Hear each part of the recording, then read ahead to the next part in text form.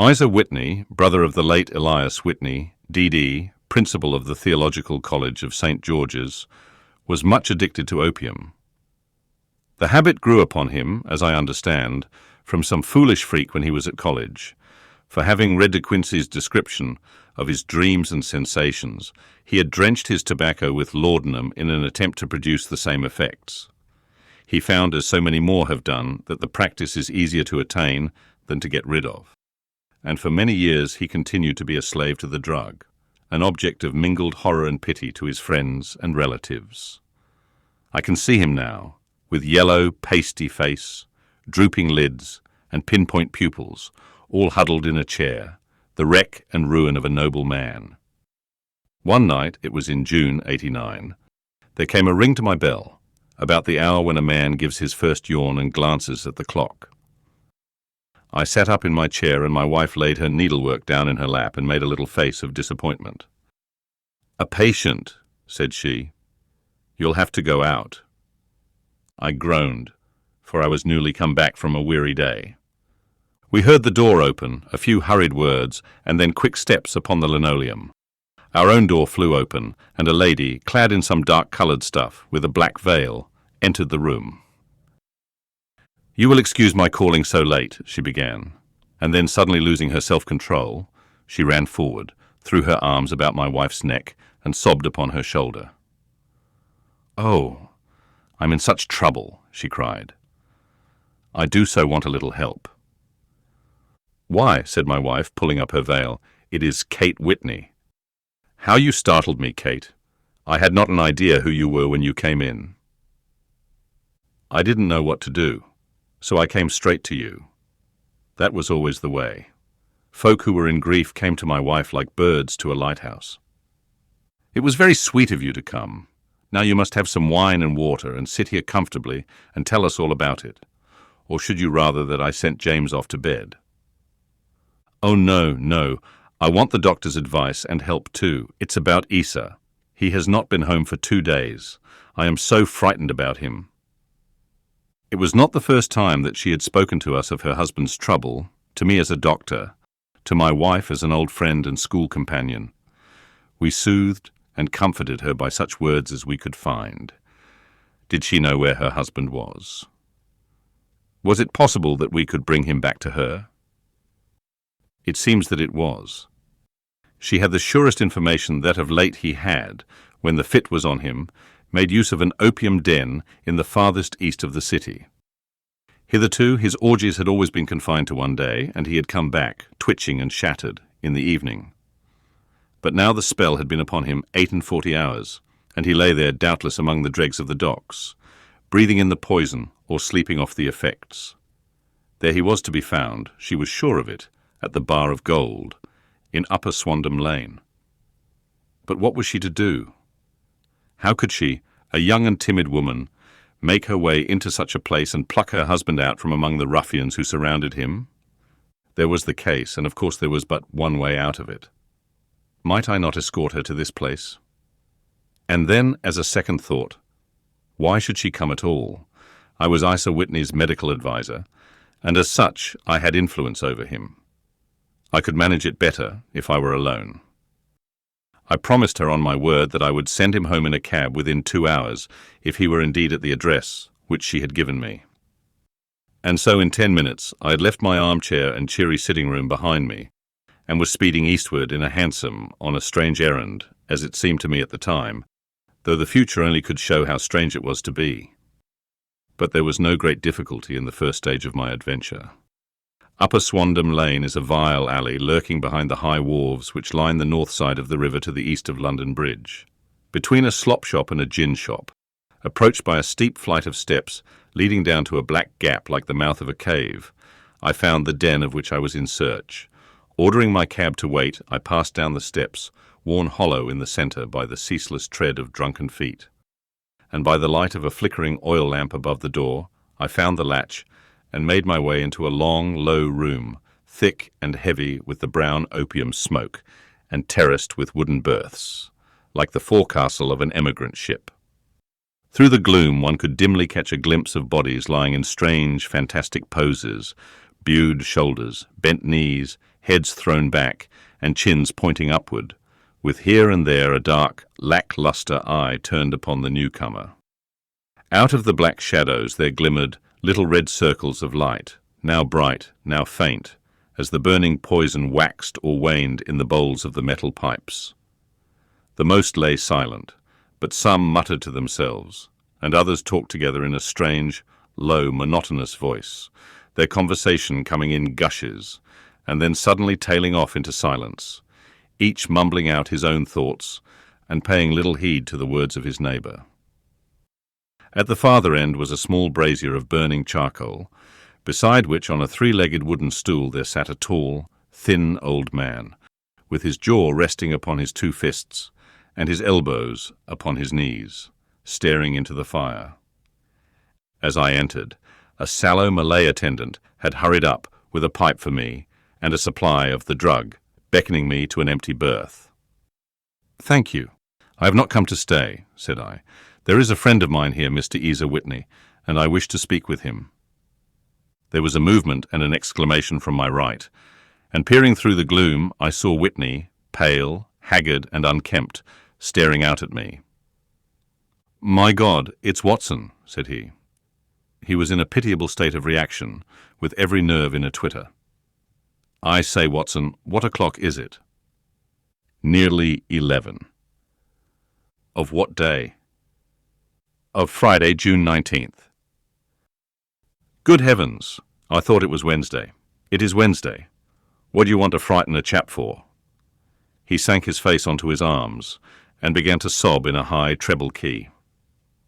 "I tell you that it is Friday, man. Your wife has been waiting this 2 days for you. You should be ashamed of yourself."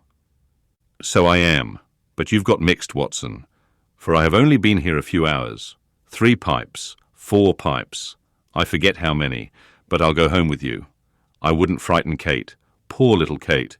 Give me your hand. Have you a cab?" "Yes, I have one waiting."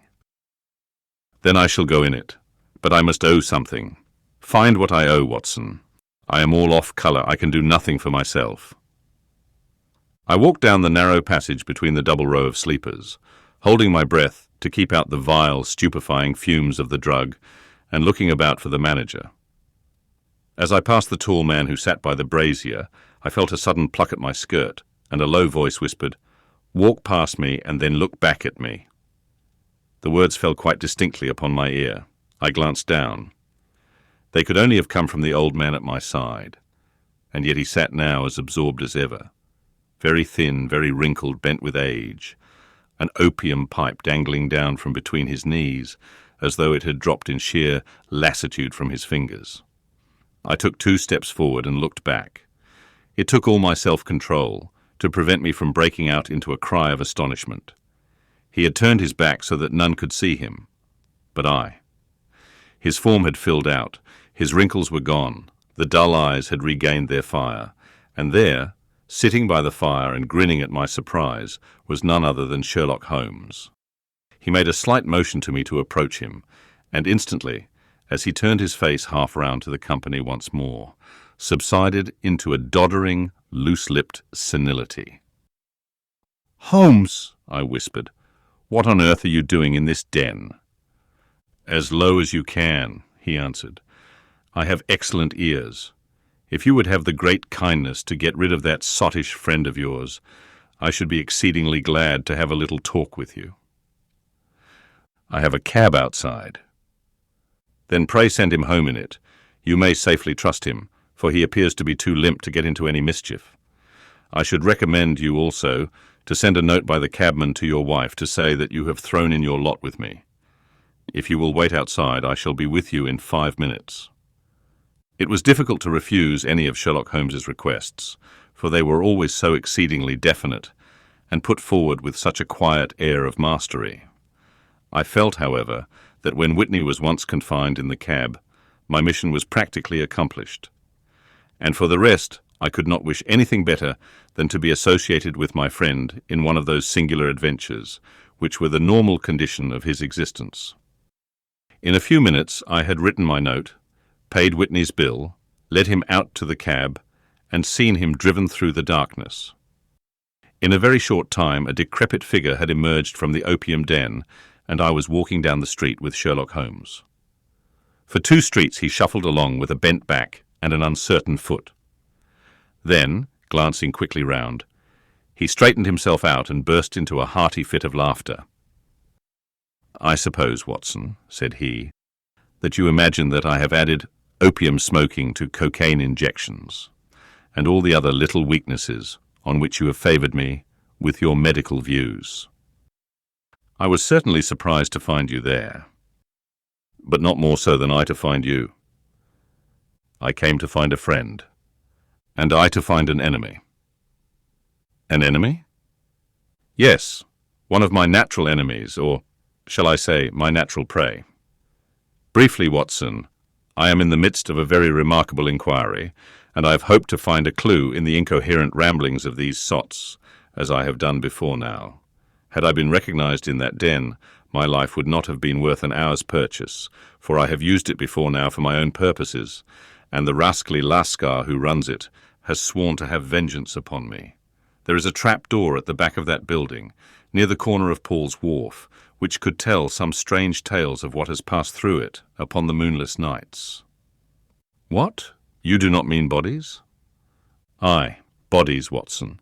We should be rich men if we had £1,000 for every poor devil who has been done to death in that den. It is the vilest murder trap on the whole riverside, and I fear that Neville St. Clair has entered it never to leave it more.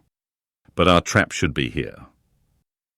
He put his 2 forefingers between his teeth and whistled shrilly, a signal which was answered by a similar whistle from the distance, followed shortly by the rattle of wheels and the clink of horses' hooves. "Now, Watson," said Holmes, as a tall dog-cart dashed up through the gloom, throwing out 2 golden tunnels of yellow light from its side lanterns. "You'll come with me, won't you?" "If I can be of use." "Oh, a trusty comrade is always of use, and a chronicler still more so. My room at the Cedars is a double-bedded one." "The Cedars?" "Yes, that is Mr. St. Clair's house. I am staying there while I conduct the inquiry." "Where is it, then?" "Near Lee, in Kent. We have a 7-mile drive before us." "But I am all in the dark." "Of course you are. You'll know all about it presently. Jump up here." "All right, John. We shall not need you. Here's £50.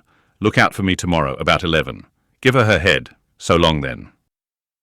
He flicked the horse with his whip, and we dashed away through the endless succession of sombre and deserted streets, which widened gradually until we were flying across a broad balustraded bridge with the murky river flowing sluggishly beneath us. Beyond lay another dull wilderness of bricks and mortar, its silence broken only by the heavy regular footfall of the policeman or the songs and shouts of some belated party of revellers. A dull wrack was drifting slowly across the sky, and a star or two twinkled dimly here and there through the rifts of the clouds. Holmes drove in silence, with his head sunk upon his breast, and the air of a man who is lost in thought, while I sat beside him, curious to learn what this new quest might be, which seemed to tax his powers so sorely, and yet afraid to break in upon the current of his thoughts. We had driven several miles, and were beginning to get to the fringe of the belt of suburban villas, when he shook himself, shrugged his shoulders, and lit up his pipe with the air of a man who has satisfied himself that he is acting for the best. "You have a grand gift of silence, Watson," said he. "It makes you quite invaluable as a companion. 'Pon my word, it is a great thing for me to have someone to talk to, for my own thoughts are not over-pleasant. I was wondering what I should say to this dear little woman tonight when she meets me at the door. You forget that I know nothing about it. I shall just have time to tell you the facts of the case before we get to Lee. It seems absurdly simple, and yet somehow I can get nothing to go upon. There's plenty of thread, no doubt, but I can't get the end of it into my hand. Now, I'll state the case clearly and concisely to you, Watson, and maybe you can see a spark where all is dark to me." "Proceed, then." "Some years ago, to be definite in May 1884, there came to Lee a gentleman, Neville St. Clair by name, who appeared to have plenty of money. He took a large villa, laid out the grounds very nicely, and lived generally in good style. By degrees he made friends in the neighbourhood, and in 1887 he married the daughter of a local brewer, by whom he now has 2 children. He had no occupation but was interested in several companies, and went into town as a rule in the morning, returning by the 5:14 from Cannon Street every night. Mr. St. Clair is now 37 years of age, is a man of temperate habits, a good husband, a very affectionate father, and a man who is popular with all who know him. I may add that his whole debts at the present moment, as far as we have been able to ascertain, amount to £88 10s, while he has £220 standing to his credit in the Capital and Counties Bank. There is no reason, therefore, to think that money troubles have been weighing upon his mind. Last Monday, Mr. Neville St. Clair went into town rather earlier than usual, remarking before he started that he had 2 important commissions to perform and that he would bring his little boy home a box of bricks. Now, by the merest chance, his wife received a telegram upon this same Monday, very shortly after his departure, to the effect that a small parcel of considerable value which she had been expecting was waiting for her at the offices of the Aberdeen Shipping Company. Now, if you are well up in your London, you will know that the office of the company is in Fresno Street, which branches out of Upper Swandam Lane, where you found me tonight. Mrs. St. Clair had her lunch, started for the city, did some shopping, proceeded to the company's office, got her packet, and found herself at exactly 4:35, walking through Swandam Lane on her way back to the station. Have you followed me so far? It is very clear. If you remember, Monday was an exceedingly hot day, and Mrs. St. Clair walked slowly, glancing about in the hope of seeing a cab, as she did not like the neighbourhood in which she found herself. While she was walking in this way down Swandam Lane, she suddenly heard an ejaculation or cry, and was struck cold to see her husband looking down at her, and, as it seemed to her, beckoning to her from a second-floor window. The window was open, and she distinctly saw his face, which she describes as being terribly agitated. He waved his hands frantically to her, and then vanished from the window so suddenly that it seemed to her that he had been plucked back by some irresistible force from behind. One singular point which struck her quick feminine eye was that although he wore some dark coat, such as he had started to town in, he had on neither collar nor necktie. Convinced that something was amiss with him, she rushed down the steps, for the house was none other than the opium den in which you found me tonight, and running through the front room she attempted to ascend the stairs which led to the first floor. At the foot of the stairs, however, she met this Lascar scoundrel of whom I have spoken, who thrust her back and, aided by a Dane, who acts as assistant there, pushed her out into the street. Filled with the most maddening doubts and fears, she rushed down the lane and, by rare good fortune, met in Fresno Street a number of constables with an inspector, all on their way to their beat. The inspector and 2 men accompanied her back, and in spite of the continued resistance of the proprietor, they made their way to the room in which Mr. St. Clair had last been seen. There was no sign of him there. In fact, in the whole of that floor, there was no one to be found save a crippled wretch of hideous aspect, who it seems made his home there. Both he and the Lascar stoutly swore that no one else had been in the front room during the afternoon. So determined was their denial that the inspector was staggered, and had almost come to believe that Mrs. St. Clair had been deluded when, with a cry, she sprang at a small deal box which lay upon the table and tore the lid from it. Out there fell a cascade of children's bricks. It was the toy which he had promised to bring home. This discovery, and the evident confusion which the cripple showed, made the inspector realize that the matter was serious. The rooms were carefully examined, and results all pointed to an abominable crime. The front room was plainly furnished as a sitting room, and led into a small bedroom, which looked out upon the back of one of the wharves. Between the wharf and the bedroom window is a narrow strip, which is dry at low tide, but is covered at high tide with at least 4.5 feet of water.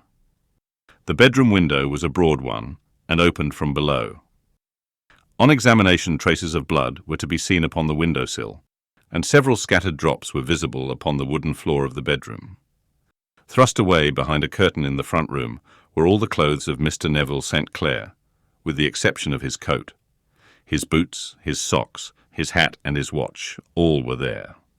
There were no signs of violence upon any of these garments, and there were no other traces of Mr. Neville St. Clair.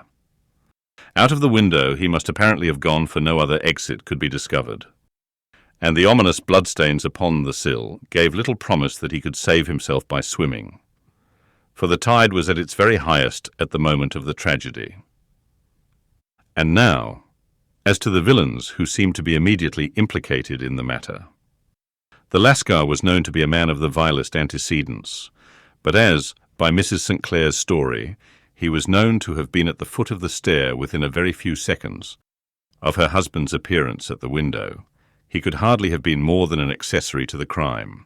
His defence was one of absolute ignorance, and he protested that he had no knowledge as to the doings of Hugh Boone, his lodger, and that he could not account in any way for the presence of the missing gentleman's clothes. So much for the Lascar manager.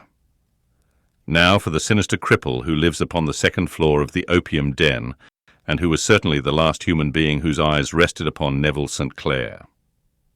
His name is Hugh Boone, and his hideous face is one which is familiar to every man who goes much to the city. He is a professional beggar, though in order to avoid the police regulations he pretends to a small trade in wax vestas. Some little distance down Threadneedle Street, upon the left-hand side, there is, as you may have remarked, a small angle in the wall. Here it is that this creature takes his daily seat, cross-legged with his tiny stock of matches on his lap, and as he is a piteous spectacle, a small rain of charity descends into the greasy leather cap which lies upon the pavement beside him. I have watched the fellow more than once before ever I thought of making his professional acquaintance, and I have been surprised at the harvest which he has reaped in a short time. His appearance, you see, is so remarkable that no one can pass him without observing him. A shock of orange hair, a pale face disfigured by a horrible scar, which by its contraction has turned up the outer edge of his upper lip, a bulldog chin, and a pair of very penetrating dark eyes, which present a singular contrast to the colour of his hair, all mark him out from amid the common crowd of mendicants. And so too does his wit, for he is ever ready with a reply to any piece of chaff which may be thrown at him by the passers-by. This is the man whom we now learn to have been the lodger at the opium den, and to have been the last man to see the gentleman of whom we are in quest. But a cripple, said I. What could he have done single-handed against a man in the prime of life? He is a cripple in the sense that he walks with a limp, but in other respects he appears to be a powerful and well-nurtured man. Surely your medical experience would tell you, Watson, that weakness in one limb is often compensated for by exceptional strength in the others. Pray, continue your narrative. Mrs. St. Clair had fainted at the sight of the blood upon the window, and she was escorted home in a cab by the police, as her presence could be of no help to them in their investigations. Inspector Barton, who had charge of the case, made a very careful examination of the premises, but without finding anything which threw any light upon the matter. One mistake had been made in not arresting Boone instantly, as he was allowed some few minutes during which he might have communicated with his friend the Lascar. But this fault was soon remedied, and he was seized and searched, without anything being found which could incriminate him. There were, it is true, some bloodstains upon his right shirt sleeve, but he pointed to his ring finger, which had been cut near the nail, and explained that the bleeding came from there, adding that he had been to the window not long before, and that the stains which had been observed there came doubtless from the same source. He denied strenuously having ever seen Mr. Neville St. Clair, and swore that the presence of the clothes in his room was as much a mystery to him as to the police. As to Mrs. St. Clair's assertion that she had actually seen her husband at the window, he declared that she must have been either mad or dreaming. He was removed, loudly protesting, to the police station, while the inspector remained upon the premises, in the hope that the ebbing tide might afford some fresh clue. And it did, though they hardly found upon the mudbank what they had feared to find. It was Neville St. Clair's coat, and not Neville St. Clair, which lay uncovered as the tide receded. And what do you think they found in the pockets? I cannot imagine. No, I don't think you would guess. Every pocket stuffed with pennies and halfpennies, 421 pennies and 270 halfpennies. It was no wonder that it had not been swept away by the tide. But a human body is a different matter. There is a fierce eddy between the wharf and the house. It seemed likely enough that the weighted coat had remained when the stripped body had been sucked away into the river. But I understand that all the other clothes were found in the room. Would the body be dressed in a coat alone? No, sir, but the facts might be met speciously enough. Suppose that this man Boone had thrust Neville St. Clair through the window. There is no human eye which could have seen the deed. What would he do then? It would, of course, instantly strike him that he must get rid of the telltale garments. He would seize the coat, then, and be in the act of throwing it out, when it would occur to him that it would swim and not sink. He has little time, for he has heard the scuffle downstairs when the wife tried to force her way up, and perhaps he has already heard from his Lascar confederate that the police are hurrying up the street. There is not an instant to be lost. He rushes to some secret hoard where he has accumulated the fruits of his beggary, and he stuffs all the coins upon which he can lay his hands into the pockets to make sure of the coat's sinking. He throws it out, and would have done the same with the other garments, had not he heard the rush of steps below, and only just had time to close the window when the police appeared. It certainly sounds feasible. Well, we will take it as a working hypothesis, for want of a better. Boone, as I have told you, was arrested and taken to the station, but it could not be shown that there had ever before been anything against him. He had for years been known as a professional beggar, but his life appeared to have been a very quiet and innocent one. There the matter stands at present, and the questions which have to be solved. What Neville St. Clair was doing in the opium den, what happened to him when there, where is he now, and what Hugh Boone had to do with his disappearance, are all as far from a solution as ever. I confess that I cannot recall any case within my experience which looked at the first glance so simple, and yet which presented such difficulties. While Sherlock Holmes had been detailing this singular series of events, we had been whirling through the outskirts of the great town until the last straggling houses had been left behind, and we rattled along with a country hedge upon either side of us. Just as he finished, however, we drove through two scattered villages, where a few lights still glimmered in the windows. "We are on the outskirts of Lee," said my companion. "We have touched on 3 English counties in our short drive, starting in Middlesex, passing over an angle of Surrey, and ending in Kent. See that light among the trees? That is the Cedars. And beside that lamp sits a woman whose anxious ears have already, I have little doubt, caught the clink of our horses' feet." "But why are you not conducting the case from Baker Street?" I asked. "Because there are many inquiries which must be made out here. Mrs. St. Clair has most kindly put 2 rooms at my disposal, and you may rest assured that she will have nothing but a welcome for my friend and colleague. I hate to meet her, Watson, when I have no news of her husband. Here we are. Whoa there, whoa." We had pulled up in front of a large villa, which stood within its own grounds. A stable boy had run out to the horse's head, and springing down, I followed Holmes up the small, winding gravel drive which led to the house. As we approached, the door flew open, and a little blonde woman stood in the opening, clad in some sort of light mousseline de soie, with a touch of fluffy pink chiffon at her neck and wrists. She stood with her figure outlined against the flood of light, one hand upon the door, one half raised in her eagerness, her body slightly bent, her head and face protruded, with eager eyes and parted lips, a standing question. "Well," she cried. "Well?" And then, seeing that there were 2 of us, she gave a cry of hope which sank into a groan as she saw that my companion shook his head and shrugged his shoulders. "No good news?" "None." "No bad?" "No." "Thank God for that, but come in, you must be weary, for you have had a long day. This is my friend, Dr. Watson. He has been of most vital use to me in several of my cases, and a lucky chance has made it possible for me to bring him out and associate him with this investigation. I am delighted to see you, said she, pressing my hand warmly. "You will, I am sure, forgive anything that may be wanting in our arrangements, when you consider the blow which has come so suddenly upon us."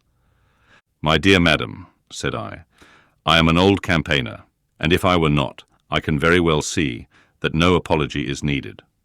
If I can be of any assistance, either to you or to my friend here, I shall be indeed happy." "Now, Mr. Sherlock Holmes," said the lady, as we entered a well-lit dining room, upon the table of which a cold supper had been laid out, "I should very much like to ask you one or two plain questions, to which I beg that you will give a plain answer." "Certainly, madam." "Do not trouble about my feelings. I'm not hysterical, nor given to fainting. I simply wish to hear your real opinion." "Upon what point?" "In your heart of hearts, do you think that Neville is alive?" Sherlock Holmes seemed to be embarrassed by the question. "Frankly now," she repeated, standing upon the rug and looking keenly down at him as he leaned back in a basket chair. "Frankly then, madam, I do not." "You think that he is dead?" "I do." "Murdered?" "I don't say that, perhaps." "And on what day did he meet his death?" "On Monday." "Then perhaps, Mr. Holmes, you will be good enough to explain how it is that I have received a letter from him today." Sherlock Holmes sprang out of his chair as if he had been galvanized. "What?" he roared. "Yes, today." She stood smiling, holding up a little slip of paper in the air. "May I see it?" "Certainly." He snatched it from her in his eagerness, and smoothing it out upon the table, he drew over the lamp and examined it intently. I had left my chair and was gazing at it over his shoulder. The envelope was a very coarse one, and was stamped with the Gravesend postmark, and with the date of that very day, or rather of the day before, for it was considerably after midnight. "Coarse writing," murmured Holmes. "Surely this is not your husband's writing, madam?" "No, but the enclosure is." "I perceive also that whoever addressed the envelope had to go and inquire as to the address." "How can you tell that?" "The name, you see, is in perfectly black ink, which has dried itself. The rest is of the greyish colour, which shows that blotting paper has been used. If it had been written straight off, and then blotted, none would be of a deep black shade. This man has written the name, and there has then been a pause before he wrote the address, which can only mean that he was not familiar with it. It is, of course, a trifle, but there is nothing so important as trifles. Let us now see the letter. Ha, there has been an enclosure here." "Yes, there was a ring, his signet ring." "And you are sure that this is your husband's hand?" "One of his hands." "One?" "His hand when he wrote hurriedly. It is very unlike his usual writing, and yet I know it well." "Dearest, do not be frightened. All will come well.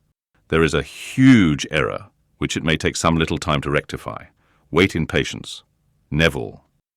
Written in pencil upon the flyleaf of a book, octavo size. No watermark. Posted today in Gravesend by a man with a dirty thumb. Ha! And the flap has been gummed, if I am not very much in error, by a person who had been chewing tobacco. And you have no doubt that it is your husband's hand, madam?" "None. Neville wrote those words." "And they were posted today at Gravesend. Well, Mrs. St. Clair, the clouds lighten, though I should not venture to say that the danger is over. But he must be alive, Mr. Holmes. Unless this is a clever forgery to put us on the wrong scent. The ring, after all, proves nothing. It may have been taken from him." No, it is. It is his very own writing." "Very well. It may, however, have been written on Monday and only posted today." "That is possible." "If so, much may have happened between."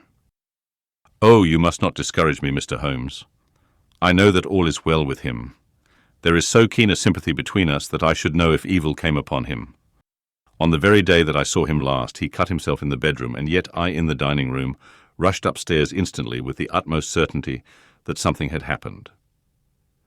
Do you think that I would respond to such a trifle, and yet be ignorant of his death? I have seen too much not to know that the impression of a woman may be more valuable than the conclusion of an analytical reasoner. And in this letter you certainly have a very strong piece of evidence to corroborate your view. But if your husband is alive and able to write letters, why should he remain away from you? I cannot imagine. It is unthinkable. And on Monday he made no remarks before leaving you? No. And you were surprised to see him in Swandam Lane? Very much so. Was the window open? Yes. Then he might have called to you. He might. He only, as I understand, gave an inarticulate cry. Yes. A call for help, you thought? Yes, he waved his hands. But it might have been a cry of surprise. Astonishment at the unexpected sight of you might cause him to throw up his hands. It is possible. And you thought he was pulled back? He disappeared so suddenly. He might have leapt back. You did not see anyone else in the room? No, but this horrible man confessed to having been there, and the Lascar was at the foot of the stairs. Quite so. Your husband, as far as you could see, had his ordinary clothes on. But without his collar or tie, I distinctly saw his bare throat. Had he ever spoken of Swandam Lane? Never. Had he ever showed any signs of having taken opium? Never. Thank you, Mrs. St. Clair. Those are the principal points about which I wish to be absolutely clear. We shall now have a little supper and then retire, for we may have a very busy day tomorrow. A large and comfortable double-bedded room had been placed at our disposal, and I was quickly between the sheets, for I was weary after my night of adventure. Sherlock Holmes was a man, however, who, when he had an unsolved problem upon his mind, would go for days, and even for a week, without rest, turning it over, rearranging his facts, looking at it from every point of view, until he had either fathomed it or convinced himself that his data were insufficient. It was soon evident to me that he was now preparing for an all-night sitting. He took off his coat and waistcoat, put on a large blue dressing gown, and then wandered about the room collecting pillows from his bed and cushions from the sofa and armchairs. With these he constructed a sort of Eastern divan, upon which he perched himself cross-legged, with an ounce of shag tobacco and a box of matches laid out in front of him. In the dim light of the lamp, I saw him sitting there, an old briar pipe between his lips, his eyes fixed vacantly upon the corner of the ceiling, the blue smoke curling up from him, silent, motionless, with the light shining upon his strong-set, aquiline features. So he sat as I dropped off to sleep, and so he sat when a sudden ejaculation caused me to wake up, and I found the summer sun shining into the apartment. The pipe was still between his lips, the smoke still curled upward, and the room was full of a dense tobacco haze, but nothing remained of the heap of shag which I'd seen upon the previous night. "Awake, Watson?" he asked. "Yes." "Game for a morning drive?" "Certainly." "Then dress. No one is stirring yet, but I know where the stable boy sleeps, and we shall soon have the trap out." He chuckled to himself as he spoke. His eyes twinkled, and he seemed a different man to the sombre thinker of the previous night. As I dressed, I glanced at my watch. It was no wonder that no one was stirring. It was 25 minutes past 4. I had hardly finished when Holmes returned with the news that the boy was putting in the horse. "I want to test a little theory of mine," said he, pulling on his boots. "I think, Watson, that you are now standing in the presence of one of the most absolute fools in Europe. I deserve to be kicked from here to Charing Cross, but I think I have the key of the affair now." "And where is it?" I asked, smiling. "In the bathroom," he answered. "Oh, yes, I am not joking," he continued, seeing my look of incredulity. "I have just been there, and I have taken it out, and I have got it in this Gladstone bag. Come on, my boy, and we shall see whether it will not fit the lock." We made our way downstairs as quietly as possible and out into the bright morning sunshine. In the road stood our horse and trap, with the half-clad stable boy waiting at the head. We both sprang in, and away we dashed down the London road. A few country carts were stirring, bearing in vegetables to the metropolis, but the lines of villas on either side were as silent and lifeless as some city in a dream. "It has been in some points a singular case," said Holmes, flicking the horse on into a gallop. "I confess that I have been as blind as a mole, but it is better to learn wisdom late than never to learn it at all." In town, the earliest risers were just beginning to look sleepily from their windows as we drove through the streets of the Surrey side. Passing down the Waterloo Bridge Road, we crossed over the river and, dashing up Wellington Street, wheeled sharply to the right and found ourselves in Bow Street. Sherlock Holmes was well known to the force, and the two constables at the door saluted him. One of them held the horse's head while the other led us in. "Who is on duty?" asked Holmes. "Inspector Bradstreet, sir." "Ah, Bradstreet, how are you?" A tall, stout official had come down the stone-flagged passage in a peaked cap and frogged jacket. "I wish to have a quiet word with you, Bradstreet." "Certainly, Mr. Holmes. Step into my room here." It was a small office-like room with a huge ledger upon the table and a telephone projecting from the wall. The inspector sat down at his desk.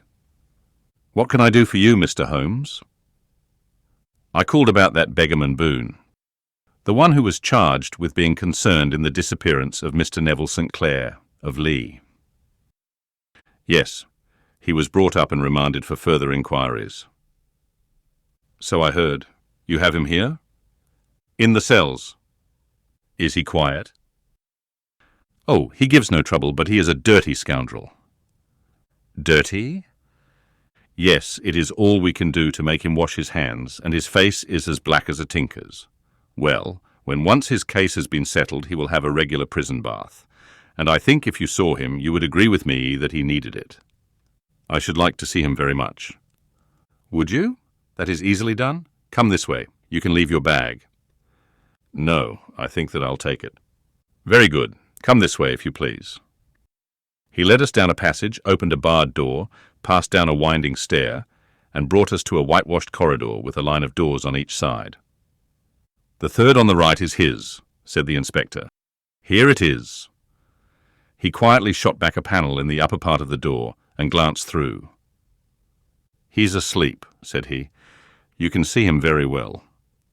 We both put our eyes to the grating. The prisoner lay with his face towards us in a very deep sleep, breathing slowly and heavily. He was a middle-sized man, coarsely clad as became his calling, with a coloured shirt protruding through the rent in his tattered coat. He was, as the inspector had said, extremely dirty, but the grime which covered his face could not conceal its repulsive ugliness.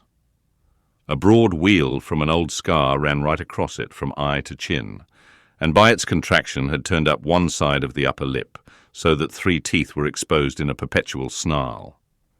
A shock of very bright red hair grew low over his eyes and forehead. "He's a beauty, isn't he?" said the inspector. "He certainly needs a wash," remarked Holmes. "I had an idea that he might, and I took the liberty of bringing the tools with me." He opened the Gladstone bag as he spoke, and took out, to my astonishment, a very large bath sponge. He! "You are a funny one," chuckled the inspector. "Now, if you will have the great goodness to open that door very quietly, we will soon make him cut a much more respectable figure." "Well, I don't know why not," said the inspector. "He doesn't look a credit to the Bow Street cells, does he?" He slipped his key into the lock, and we all very quietly entered the cell. The sleeper half turned, and then settled down once more into a deep slumber. Holmes stooped to the water jug, moistened his sponge, and then rubbed it twice vigorously across and down the prisoner's face. "Let me introduce you," he shouted, "to Mr. Neville St. Clair of Lee, in the county of Kent." Never in my life have I seen such a sight. The man's face peeled off under the sponge like the bark from a tree. Gone was the coarse brown tint. Gone, too, was the horrid scar which had seamed it across, and the twisted lip which had given the repulsive sneer to the face. A twitch brought away the tangled red hair, and there, sitting up in his bed, was a pale, sad-faced, refined-looking man, black-haired and smooth-skinned, rubbing his eyes and staring about him with sleepy bewilderment. Then, suddenly realizing the exposure, he broke into a scream and threw himself down with his face to the pillow. "Great heavens!" cried the inspector. "It is indeed the missing man. I know him from the photograph." The prisoner turned with the reckless air of a man who abandons himself to his destiny. "Be it so," said he. "And pray, what am I charged with?" "With making away with Mr. Neville St." "Oh, come, you can't be charged with that unless they make a case of attempted suicide of it," said the inspector with a grin. "Well, I have been 27 years in the force, but this really takes the cake. If I am Mr. Neville St. Clair, then it is obvious that no crime has been committed, and that, therefore, I am illegally detained." "No crime, but a very great error has been committed," said Holmes. "You would have done better to have trusted your wife." "It was not the wife, it was the children," groaned the prisoner. "God help me, I would not have them ashamed of their father. My God, what an exposure! What can I do?" Sherlock Holmes sat down beside him on the couch and patted him kindly on the shoulder.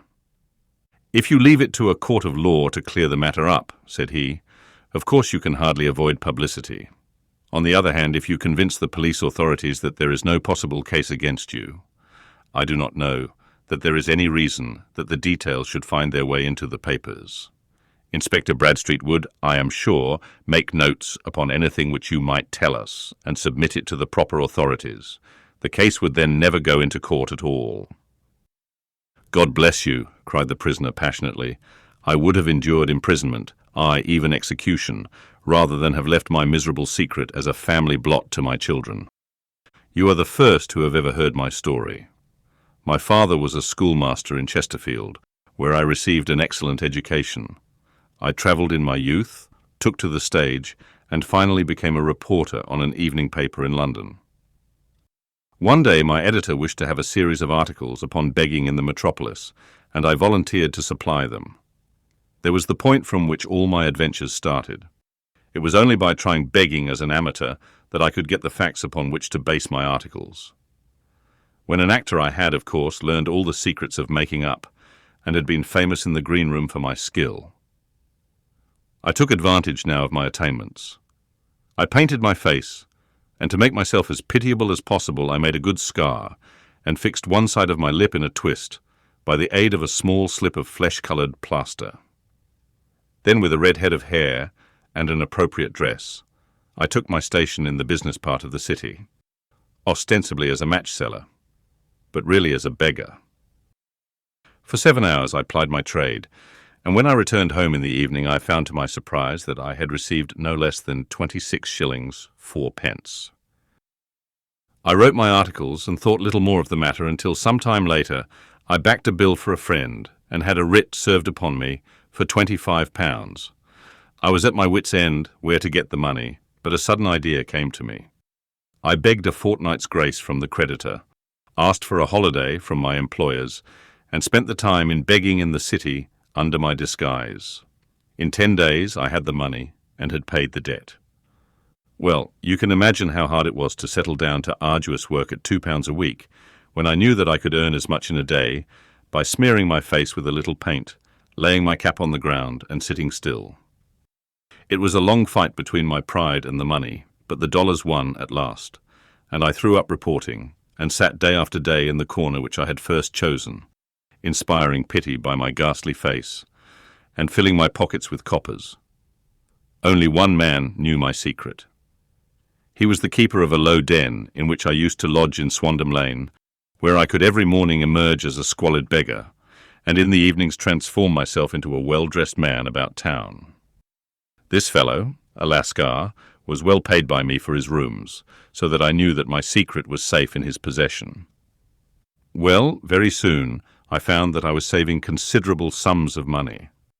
I do not mean that any beggar in the streets of London could earn £700 a year, which is less than my average takings, but I had exceptional advantages in my power of making up, and also in a facility of repartee, which improved by practice, and made me quite a recognized character in the city. All day a stream of pennies, varied by silver, poured in upon me, and it was a very bad day in which I failed to take £2.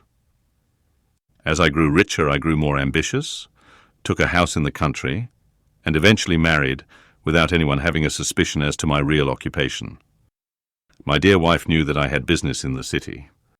She little knew what. Last Monday I had finished for the day and was dressing in my room above the opium den when I looked out of my window and saw, to my horror and astonishment, that my wife was standing in the street with her eyes fixed full upon me. I gave a cry of surprise, threw up my arms to cover my face, and rushing to my confidant, the Lascar, entreated him to prevent anyone from coming up to me. I heard her voice downstairs, but I knew that she could not ascend. Swiftly I threw off my clothes, pulled on those of a beggar, and put on my pigments and wig. Even a wife's eyes could not pierce so complete a disguise. But then it occurred to me that there might be a search in the room, and that the clothes might betray me. I threw open the window, reopening by my violence a small cut which I had inflicted upon myself in the bedroom that morning. Then I seized my coat, which was weighted by the coppers which I had just transferred to it from the leather bag in which I carried my takings. I hurled it out of the window, and it disappeared into the Thames.